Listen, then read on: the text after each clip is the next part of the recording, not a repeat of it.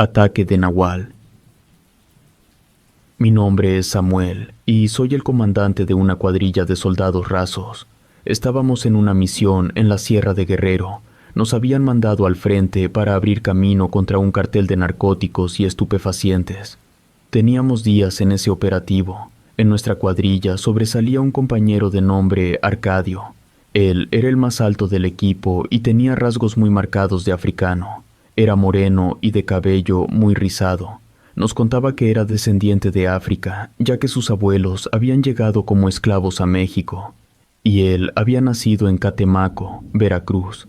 Nos dijo que su mamá, al igual que sus abuelos, practicaba vudú, una magia negra muy poderosa y mortal.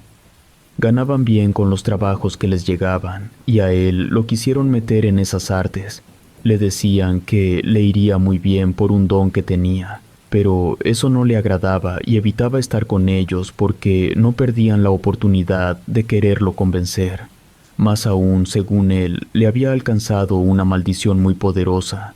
Nunca nos dijo a qué se refería con eso. Arcadio se distinguía por ser muy valiente a la hora del combate. Siempre iba al frente y luchaba con un gran valor. Parecía no tenerle miedo a las balas. Tenía poco tiempo de haberse enrolado en el ejército y ese era su primer operativo importante. Habíamos pasado días ocultos en el cerro, esperando ser rescatados. En nuestro primer enfrentamiento habíamos sufrido muchas bajas y nos ordenaron que esperáramos refuerzos. Aquella noche se sentía que algo malo iba a suceder. Todos teníamos ese presentimiento, por lo cual nos ocultamos, tratando de pasar desapercibidos. No encendíamos fuego ni nada que pudiera llamar la atención de aquellos hombres, que estaban armados hasta los dientes. Nos ocultábamos entre la hierba o las piedras y debíamos tener mucho cuidado. Abundaban los animales ponzoñosos. Tratábamos de estar cerca de algún lugar donde hubiera agua. Pero esa noche, como a las 3 de la mañana, escuchamos a una lechuza cantar 3 veces. Eso nos alertó y todos tomamos nuestras armas. Nos empezaron a atacar, nos tenían rodeados. La única salida era atravesar un pequeño lago, y eso hicimos. Las balas llovían y por poco no logramos escapar. Algunos de los hombres del cartel nos siguieron, pero de pronto escuchamos que empezaron a gritar desesperados. No nos detuvimos hasta llegar a la orilla, y cuando volteamos vimos que algo jalaba a los hombres hacia el fondo del lago. Con la oscuridad no se distinguía bien qué era, pero eso fue lo que impidió que nos cazaran. Nos superaban en número y en armas. Ese fue el segundo ataque. Habían asesinado a varios de nuestros compañeros y a otros se los habían llevado. Nadie quería caer en sus garras. Eran muy sádicos y sus torturas eran insoportables. Era mejor morir en el campo de batalla que ser capturados, y a pesar de que los enfrentamos ferozmente, nos superaron en armas. Nos quedamos prácticamente sin balas, por lo que éramos presa fácil. Al pasar lista para ver si teníamos bajas, faltaban 3 hombres, entre ellos Arcadio. Seguimos subiendo un poco más hacia el cerro. Estábamos agotados, pero nos mantuvimos despiertos hasta el amanecer. Vimos que se acercaban 3 hombres. Rápido nos pusimos a la defensiva, pero conforme se acercaban, vimos que eran nuestros compañeros, a quienes habíamos dado por muertos. Arcadio traía a los otros 2 casi cargando. Rápido fuimos a ayudarle porque venían gravemente heridos. Arcadio los dejó con nosotros y se dejó caer agotado sobre la hierba. Un buen rato después de esto, Arcadio se alejó sin que nos diéramos cuenta. Cuando regresó, nos dijo que mientras atendíamos a los heridos, él había ido a dar una vuelta por los alrededores y vio una pequeña cabaña abandonada más adelante. Cargamos a los heridos y nos dirigimos hacia allá. Efectivamente, ahí estaba la cabaña. Parecía que había sido abandonada recientemente. Había algunos víveres. Arcadio juntó ramas y las colocó en el techo de la cabaña para que no nos encontraran tan fácilmente. Ese día estuvimos ahí esperando a que llegaran los refuerzos. No encendíamos fuego por temor a que el humo nos delatara. Por la noche, Arcadio nos dijo que descansáramos y que él vigilaría en la primera ronda. Quise apoyarlo, pero insistió en que no tenía caso y que él podía solo. Me fui a recostar, pero siempre estaba al pendiente. Yo era el encargado de la cuadrilla. Cuando lo creí conveniente, salí para relevarlo, pero no lo encontré en su puesto de vigilancia. Eso me molestó, ya que se suponía que él nos daría la alarma ante cualquier eventualidad. Me fui a sentar debajo de un árbol, pensando en la irresponsabilidad de ese soldado y en el peligro al que nos exponía. Me sentí observado, me escondí detrás del árbol y empecé a buscar con la mirada. En el techo de la cabaña había una enorme lechuza blanca que me observaba. Al verla, me asusté por sus ojos que brillaban en la oscuridad, pero no hice nada por ahuyentarla. No tardó mucho cuando escuché un aleteo. Era esa ave que emprendió el vuelo, era enorme y majestuosa. Esperé un buen rato hasta que Arcadio volviera. Escuché pasos. Eran los pasos de una persona, se escuchaban crujir las ramas con cada paso. Instintivamente me tiré al suelo. Era Arcadio, que al verme, antes de que pudiera llamarle la atención, me dijo que había ido a dar un rondín, lo cual se me hizo normal. Me dijo que podía estar tranquilo, que no había problema, que no había visto nada anormal. Entonces le dije que se fuera a dormir un rato mientras yo vigilaba, pero decidió quedarse conmigo. Mientras estábamos en vigilia, me contaba historias extrañas de sus familiares y cómo fue que se enroló al ejército. Dijo que prefirió eso a ser un curandero o un brujo, porque toda su familia se dedicaba a ese tipo de cosas y, según él, eran muy buenos, todos lo traían en la sangre. Pero, a decir verdad, yo realmente no le creí todo lo que decía, pues se me hacía demasiado fantasioso. También estuvimos hablando de nuestros compañeros heridos. Cuando nos dimos cuenta, ya había amanecido. Arcadio se alejó del grupo y regresó con un puñado de diferentes hierbas que machacó y colocó en las heridas de los soldados que habían sido baleados. Eso les hizo bastante bien. Durante el ataque, yo había perdido el botiquín de primeros auxilios que llevaba en la mochila, y solamente habíamos lavado sus heridas, las cuales ya empezaban a infectarse y les provocaban fiebre. Al parecer, aquellas hierbas que les aplicó sirvieron incluso para bajarles la temperatura, aunque sea por el momento. Uno de los hombres heridos, en sus delirios, comenzó a gritar. Decía que no nos acercáramos al lago, que había algo muy malo ahí y que había matado a varios de los delincuentes. Volteé a ver a Arcadio y le pregunté de qué hablaba. Él solo se volteó hacia otro lado, diciendo que era causa del miedo y la fiebre, que le hacía delirar e imaginar cosas. Decidimos quedarnos ahí hasta que nuestros compañeros estuvieran en un mejor estado para viajar. Mientras tanto, Arcadio y yo seguimos inspeccionando la zona por si nos volvían a atacar.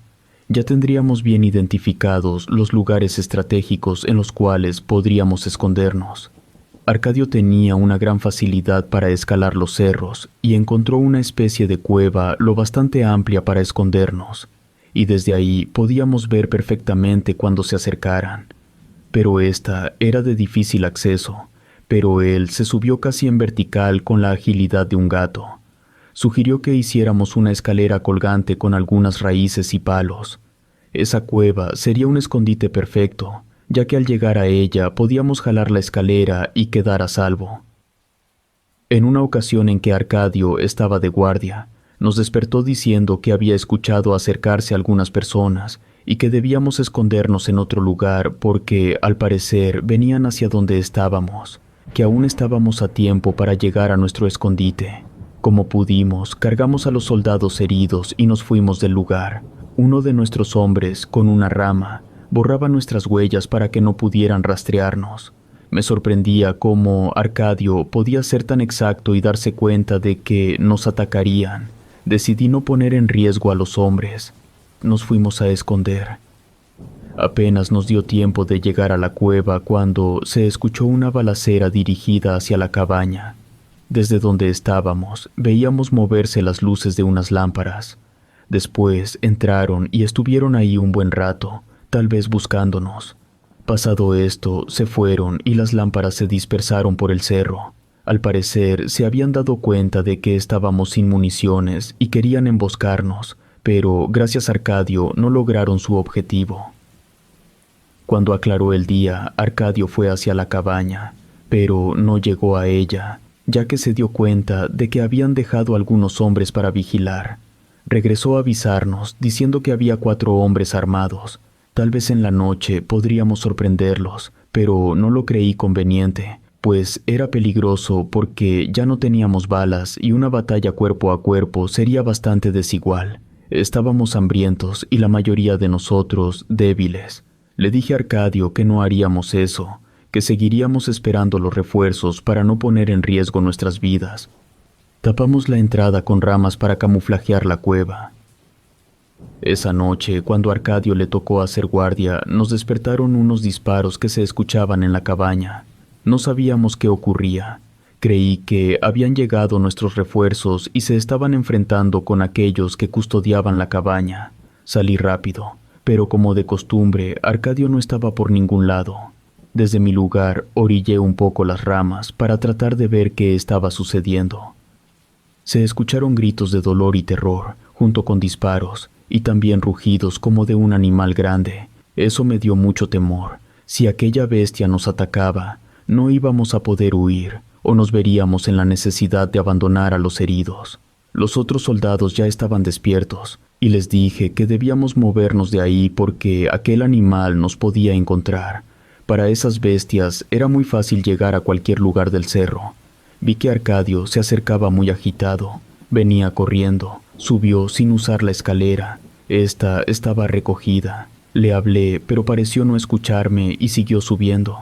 Eso me intrigó. Pensé que lo había seguido aquel animal, por eso su agitación y nerviosismo. Ya más calmado, regresó. Le pregunté qué había sucedido y él me contestó que, mientras hacía su rondín, vio la sombra de un gran oso que entró a la cabaña y, al parecer, acabó con aquellos maleantes.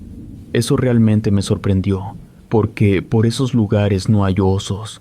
Pero también pensé que, en su desesperación, él creyó haber visto eso, y tal vez sería algún otro animal. Le dije que lo mejor sería buscar otro lugar para escondernos, más que nada por nuestros compañeros heridos. Eso nos impedía movernos libremente. Él me dijo que no sería necesario, que tal vez aquel animal no volvería, aunque sabíamos que esos animales eran impredecibles. Esperamos a que amaneciera bien para ir a ver qué era lo que realmente había sucedido.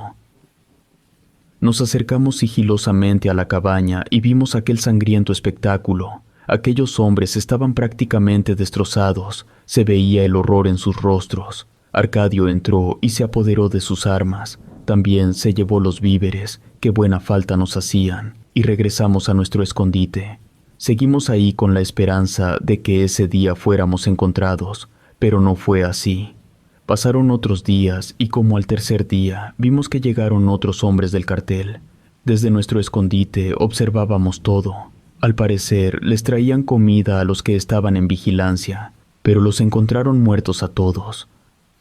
Cavaron un hoyo, sacaron los cadáveres y los enterraron. Al parecer les dio temor el animal que había asesinado a sus compañeros y se fueron de ahí muy rápido. Arcadio sugirió que volviéramos a la cabaña. Aquellos hombres tardarían en volver. Nuestros compañeros necesitaban un lugar más cómodo en donde descansar y restablecerse. Y a pesar de que la cueva era un lugar muy seguro, por las tardes pegaba el aire muy fuerte y por las mañanas se sentía muy frío, lo cual impedía que sanaran. Entonces volvimos. Para nuestra fortuna, aquellos habían dejado un botiquín de primeros auxilios y había algunos antibióticos que fueron de gran ayuda. Gracias a eso, la infección de nuestros compañeros se detuvo. Decidimos proteger la cabaña de aquel animal. Arcadio decía que no lo creía necesario, pero afortunadamente encontramos agua dulce que escurría de un gran árbol, lo que nos ayudó bastante. Racionamos la comida porque no sabíamos cuándo nos encontrarían. Nuestros compañeros empezaron a sanar, pero era muy despacio. Aún no cobraban la fuerza suficiente. Ya nos estábamos desesperando porque no iban a buscarnos. Tal vez nos habían dado por muertos. Llevábamos días perdidos. Fue entonces cuando Arcadio nos hizo la propuesta de salir de ese lugar, pero para hacerlo tendríamos que volver a cruzar aquel lago. Necesitábamos salir y dar señales de vida para que mandaran por nosotros. Arcadio se ofreció a ir solo y avisar que estábamos perdidos y con 2 heridos. Lo pensé mucho y llegué a la conclusión de que no había otra opción, y él se fue. Tardó como 3 días en volver. Nos dijo que había logrado llegar a un pequeño pueblo, en donde le dijo al alguacil que diera aviso que nos tenían rodeados los del cartel y que tratar de escapar sería nuestra muerte. Sabía que no había otra salida y que nos estaban esperando. Y a pesar de que le fue muy difícil, logró burlar a los vigilantes. Eso me sorprendió bastante, cómo pudo pasar desapercibido si estaban vigilando. Cuando nos dijo que había dado aviso de que seguíamos con vida y que probablemente ya nos tenían ubicados y pensar que pronto irían por nosotros, nos llenó de ánimo y alegría. Pasó un día más, y una noche, mientras estábamos durmiendo, Arcadio entró gritando que nos pusiéramos en alerta. Se acercaban personas y teníamos que escondernos nuevamente. Corrimos a nuestro refugio con nuestros compañeros aún débiles. Los tuvimos que cargar en nuestra espalda, lo que hacía más complicada la huida. Para nuestra sorpresa, eran de los nuestros. Nos dijeron que habían ido a rescatarnos, pero los estaban esperando y habían asesinado a varios de ellos. Dejaron de seguirlos cuando vieron que se adentraron en el bosque. Solo venían 4.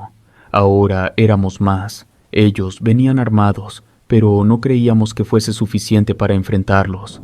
La situación se volvía cada vez más tensa. No teníamos suficiente alimento, y con otros 4 más, esto generaría problemas entre nosotros.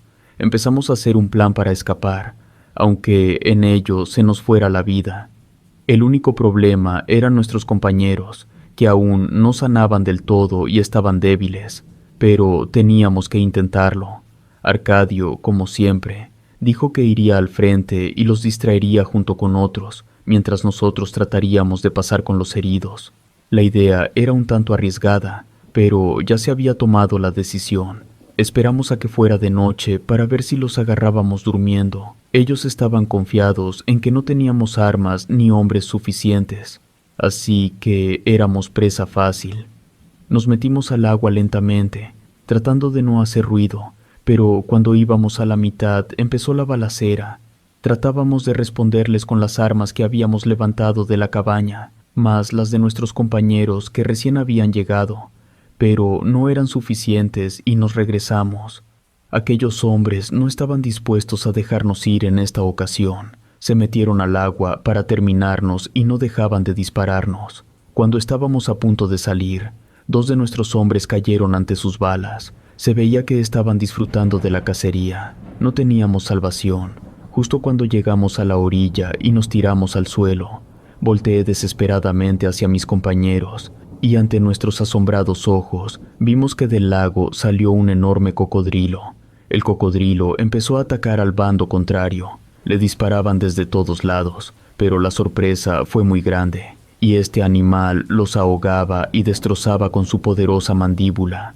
Solo se escuchaban sus gritos de terror y el crujir de sus huesos. Todo se veía muy bien porque habían dejado las luces de sus camionetas encendidas. Yo estaba impactado ante ese espectáculo. Los del bando contrario corrieron hacia la orilla, pero aquel gigantesco animal era más rápido que ellos y no lograron salir. El agua se pintó de color rojo y los gritos de aquellos infelices se escuchaban a muchos metros. Pero como era un lugar donde no había gente cerca, nadie escuchaba sus gritos de auxilio. Aquel animal se dirigió hacia donde estábamos nosotros. Al quererme levantar para huir, me di cuenta de que una bala me había alcanzado en una de mis piernas y no podía caminar. Intenté arrastrarme, pero al voltear para ver si aquel animal no me estaba siguiendo, vi que el enorme cocodrilo se había quedado quieto en la orilla. Pero todos estaban aterrados y temerosos de tener la misma suerte que aquellos hombres. Al cruzar el lago, subimos a una de las camionetas de aquellos delincuentes y nos fuimos de ahí.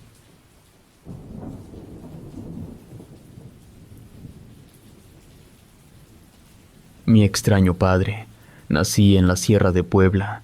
Mi nombre es Micaela y actualmente tengo casi 40 años. Mi padre heredó de mis abuelos un rancho no muy grande, pero con algunas hectáreas. Teníamos algunos animales y en una parte del rancho se sembraba alfalfa y zacate para ellos. Estos siempre estuvieron a cargo de los peones. Mi padre no se hacía responsable de esa parte. Nuestra casa era muy antigua, estaba hecha con cantera y piedras, y era muy bonita y acogedora. Todo empezó cuando yo era niña. Tengo un hermano gemelo llamado Miguel. Desde que éramos pequeños, mis padres se separaron y mi papá se llevó a mi hermano. Él venía a la casa y se quedaba por largos periodos. Cuando estaba mi papá, ellos actuaban como una pareja normal. Había una extraña relación entre mi madre y mi padre. Ellos se querían mucho, y por eso yo no entendía por qué no podíamos estar juntos. Ninguno de los dos había buscado otra pareja. Mi hermano y yo nos queríamos mucho, y cuando nos separaban armábamos un escándalo. Nos dolía estar lejos uno del otro. Teníamos como 8 años cuando mi hermano comenzó a actuar de una forma extraña. Una noche descubrí que se salía por la ventana. Le hablaba, pero parecía no escucharme. Se iba descalzo y regresaba como 2 horas después. Le comenté esto a mi mamá y ella, a su vez, lo platicó con mi padre, pero él le dijo que tal vez solo estaba jugando. En una ocasión le pregunté a mi hermano por qué se iba por las noches, y él simplemente me dijo que alguien le había llamado por su nombre. Al principio sintió miedo, pero luego esa voz lo atrajo. Fue lo único que me dijo en ese momento. La verdad, no le creí, porque yo estaba en el mismo cuarto y no escuché nada, pero tenía cierto temor de que siguiera saliendo, porque algo le podía pasar. En la sierra siempre hay animales peligrosos, y además en la casa aparecían serpientes, alacranes y arañas venenosas bajo las piedras. Teníamos que cuidarnos al levantar algo, porque esos bichos se escondían en cualquier lugar. Decidí seguir a mi hermano, pero pasaron varios días en los que no salió. Hubo ocasiones en que cuando despertaba él ya no estaba. Una noche lo escuché decir que lo estaban llamando nuevamente. Salió por la ventana como si estuviera en trance y yo lo seguí. Recuerdo que esa noche había luna llena. Caminó un buen rato hasta llegar a los límites del rancho, donde había demasiados árboles. Lo que separaba el rancho de las tierras vecinas era un riachuelo. Cuando mi hermano se detuvo, me escondí detrás de un árbol. Vi que había un gran perro negro. Quise advertirle, pero vi que él se sentó a su lado como si lo estuviera esperando. Lo abrazaba y le hablaba. Y este comenzó a correr. Me fue imposible alcanzarlos. Regresé a casa con mucho temor, ya que aún estaba oscuro. Llegué y toqué la puerta del cuarto de mis padres. Mi mamá se levantó y le conté lo que estaba pasando con mi hermano. Noté que mi padre no estaba. Mi mamá me dijo que no me preocupara, que hablaría con él, que tal vez yo había tenido una pesadilla. Le insistí en que fuéramos a nuestro cuarto para que viera que mi hermano no estaba. Me abrazó y me dijo que podía quedarme a dormir con ella. Así lo hice. Me molestaba que no me creyera y ni siquiera se tomara la molestia de ver si su hijo estaba bien. Tardé en dormir, pero vi que mi mamá volvió a descansar con tranquilidad. Cuando desperté, mi padre estaba acostado a mi lado. Me levanté y fui a mi cuarto, donde encontré a Miguel dormido de manera profunda. A la hora del desayuno, mi madre actuaba normal, como si nada. Yo, temiendo que algo le sucediera a mi hermano, saqué el tema. Miguel solo me miró con enfado. Mi papá me abrazó y me dijo que no me preocupara, que esa propiedad era nuestra y que a la hora que quisiéramos salir, podríamos hacerlo sin temor a nada. Pasaron unos días hasta que una mañana, al despertar, Miguel no estaba. Fui al cuarto de mis padres para ver si estaba con ellos. Al tocar, mi mamá me abrió de mala gana. Le dije que Miguel no estaba. Mi padre se despertó alterado. Vi el temor en su cara. Fue entonces cuando mi mamá le dijo que él tenía la culpa de lo que estaba sucediendo y que quería a su hijo de vuelta. Entre todos comenzamos a buscarlo por todos lados. Los llevé al lugar donde lo había visto jugar con aquel perro. Mi papá dijo que él siempre iba a jugar con Miguel allí, pero no había ni rastro de mi hermano. Seguimos buscando por los alrededores, hasta que mi padre mencionó algo que me intrigó. Dijo que tenían que preguntarle a Jacinto, un brujo muy poderoso, porque él podía decirnos dónde estaba Miguel. Fuimos a buscar a aquel brujo. Mi madre seguía reprochándole a mi papá. Cuando llegamos, se metieron a un cuarto y me dejaron afuera. No sé de qué hablaron, pero cuando salieron, los tres se subieron al auto. En el trayecto, escuché que decían que tenían que hacer las cosas rápido. Al llegar a la casa, mi papá ayudó al brujo a trasladarse de una orilla a otra del terreno. En cada orilla echaba unos polvos y decía cosas que no comprendía. Luego bajaron al lugar donde corría el riachuelo. Allí el brujo señaló un sitio donde había huellas de los pies descalzos de Miguel y las patas de un animal. También había huellas de aves. Él dijo que ahí habían estado.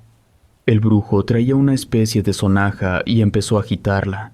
Se tiró al suelo, olió las huellas, luego se acercó a un árbol y le dio suaves golpes con la sonaja. Fue entonces cuando dijo que se lo había llevado uno igual que mi padre, y que tenían que rescatarlo porque lo querían para hacer algo muy malo. Mi mamá empezó a llorar, preocupada por lo que le pudiera suceder a su hijo. El brujo dijo que tenían que juntar algunas piedras de aquel arroyo. Luego, con una especie de pala, hizo un círculo alrededor de las huellas del animal que él creía que se había llevado a mi hermano hasta sacarlas completas. Dijo que con eso regresaría a Miguel. Regresamos a casa y tomando algunas prendas de Miguel, al igual que sus zapatos, el brujo prendió fuego. Amasó aquel lodo con la huella del animal, le puso unos polvos que traía y lo arrojó al fuego, diciendo que iba a salir eso que se había llevado a mi hermano. Se formó la figura de un cerdo. Dirigiéndose a mi papá, el brujo le preguntó si conocía algún cerdo. Mi papá asintió con la cabeza. Entonces el brujo le dijo que ya sabía qué hacer.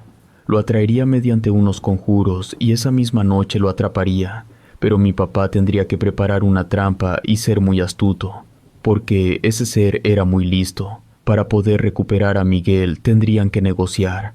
Todo tendría que hacerse esa noche, ya que no podían perder tiempo, según el brujo. Vi que mi papá habló con mi mamá, y luego ella se dirigió a mí diciéndome que me pusiera una bata blanca que me habían comprado. Yo quería llevarme otra ropa porque sentía mucho frío, pero mi mamá me dijo que si quería ir, tendría que ponerme lo que ella me decía. Así lo hice. Recuerdo que cuando llegamos todo estaba en silencio, ni el canto de los grillos se escuchaba. Ya era muy noche, el cielo se veía como si estuviera amaneciendo. El brujo le dijo a mi papá que se pusiera en el lugar donde habíamos encontrado las huellas la primera vez. Luego dijo que el cerdo se estaba acercando, que nos pusiéramos listos. Mi mamá me llevó y nos escondimos detrás de unos arbustos. Estuvimos allí un rato hasta que el brujo le dijo a mi mamá que era el momento de llevarme. Yo me resistí, pero mi mamá me jalaba y me decía que no me pasaría nada, que era para salvar a mi hermano. Yo no quería, tenía mucho miedo. Ella me dijo que mi padre me protegería, pero que necesitaban que yo fuera la carnada. Mi padre se puso enfrente de mí y le preguntó al animal dónde estaba Miguel. Aquel horrendo ser habló, pidiendo que le soltaran la pata porque estaba lastimado. El brujo pinchó la pata de la figura del cerdo que había aparecido en el fuego. Le dijo que si no quería perderla tenía que entregar a mi hermano. Retorciéndose del dolor que le causó el pinchazo, lanzó un espeluznante chillido y en medio de su sufrimiento dijo que sí, pero que me quería a mí. Mi madre me abrazaba mientras yo temblaba, negándome a creer que todo aquello era real. Intentaba convencerme de que estaba soñando, pero no lograba despertar. Aquello rebasaba cualquier lógica. Mi padre le dijo al jabalí que aceptaba el trato. Sentí que mis piernas perdían fuerza. El animal aceptó y se acercó a mí como para llevarme. Todavía puedo sentir su asqueroso aliento en mi cara y el líquido viscoso que salió de su hocico. Instintivamente me eché hacia atrás.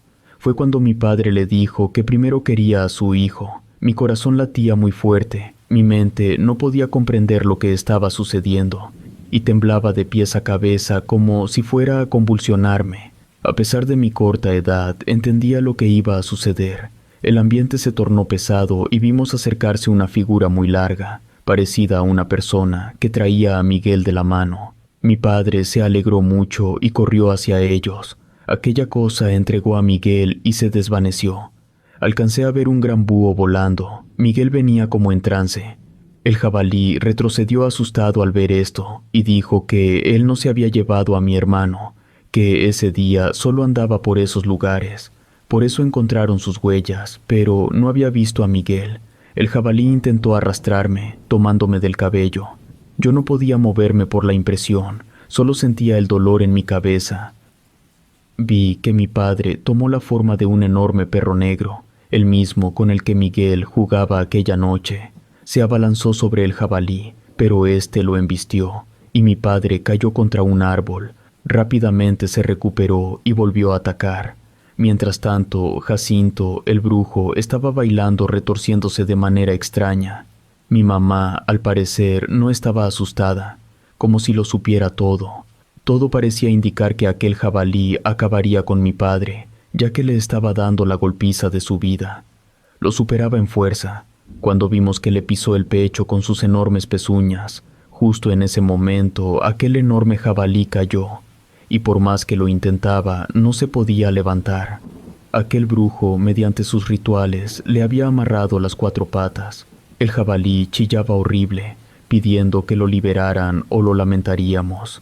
No le hicieron caso, y mi padre, con sus fuertes colmillos, lo mordió en varias partes de su cuerpo mientras aquel cerdo gritaba y maldecía de dolor. Entre el brujo y mi padre, jalaron al jabalí y lo echaron adentro de un pozo seco que teníamos en el rancho. Cuando cayó al fondo, se escuchó un golpe muy fuerte y chillaba de manera espeluznante. Casi nos dejaba sordos. Gritaba que lo soltaran, que se iría y nunca volvería a molestarnos. Pero el brujo le dijo que mentía. En la primera oportunidad atacó a mi padre. Lo dejaron en el pozo y lo taparon. El animal siguió gritando por varios días hasta que todo quedó tranquilo. Pensamos que había muerto. Cuando mi papá le preguntó a Miguel dónde estuvo durante los días que se ausentó, él le dijo que no fueron días, que solo fueron como 2 horas. Comentó que escuchó que lo llamaban. No era la voz de siempre, pero no pudo evitar ir al llamado. Cuando llegó, había 3 señores muy delgados y largos con ojos de búho, sentados en círculo. Él se acercó y se sentó con ellos. Dijo que no sintió temor, que le preguntaron si quería ir con ellos y él aceptó, pero que no pasó mucho tiempo. Esas personas se transformaron en grandes búhos blancos y lo llevaron volando. Contó que le dieron algo de beber para que olvidara todo lo que vio, y que solo recuerda cuando ya estaba nuevamente en el rancho. Entonces fue cuando comprendí todo. Miguel tenía la misma condición que mi padre, por eso se ausentaba por largos periodos. Lo llevaba a un lugar donde le estaban enseñando a controlar sus instintos. Mi mamá sabía de todo esto y dijo que amaba a mi padre y a Miguel tal como eran. Después me contaron que cuando salían iban a un lugar en el sur de México, donde habitaban unos nahuales muy poderosos. Le dijeron a mi papá que debía tener cuidado con Miguel, ya que éramos descendientes de ancestros muy poderosos. Como Miguel era un niño y aún no se daba cuenta de su poder, si alguien lo descubría, podría raptarlo para convertirlo en un nahual o brujo muy malvado. Nació con ambas capacidades. Estaba asombrada y un poco molesta con ellos porque me ofrecieron para cambiarme por Miguel, pero mis padres me aseguraron que jamás hubieran dejado que aquel jabalí me llevara, que solo fue una trampa para él. Pasó el tiempo, y cuando cumplí 13 años, empecé a escuchar voces que me llamaban por mi nombre. Se lo comenté a mi mamá y vi la preocupación en su rostro. En esos días mi padre y mi hermano estaban ausentes. Mi madre me dijo que no sabía qué hacer conmigo, y que cuando escuchara nuevamente esas voces, no debía hacerles caso. Así lo hice, pero un día comencé a sentirme muy extraña, como si quisiera correr sin parar. Era algo más fuerte que yo. Lo último que recuerdo es que salté por la ventana. Después solo tengo vagos recuerdos. Desperté en medio del establo, junto a una vaca muerta, a la que le faltaban partes de su cuerpo. Estaba toda cubierta de sangre y sin ropa. Esto me aterró demasiado. Aún no amanecía y estaba temblando de frío y miedo. Corrí a casa, entré por la ventana que había dejado abierta, me bañé y me vestí. No sabía si contarle a mi mamá lo sucedido. Me puse a llorar y sin darme cuenta me quedé dormida. Cuando mi mamá me despertó para almorzar, no tenía hambre. Sentía como si hubiera comido mucho, aún no había desayunado. En eso, uno de los peones entró gritando que algo había matado una vaca. Mi mamá salió corriendo, y yo recordé haber amanecido junto a ese pobre animal. Poco después, mi mamá volvió y me dijo que yo había matado a esa vaca. Le dije que no recordaba nada, pero ella me contó que encontraron pedazos de mi ropa en ese lugar.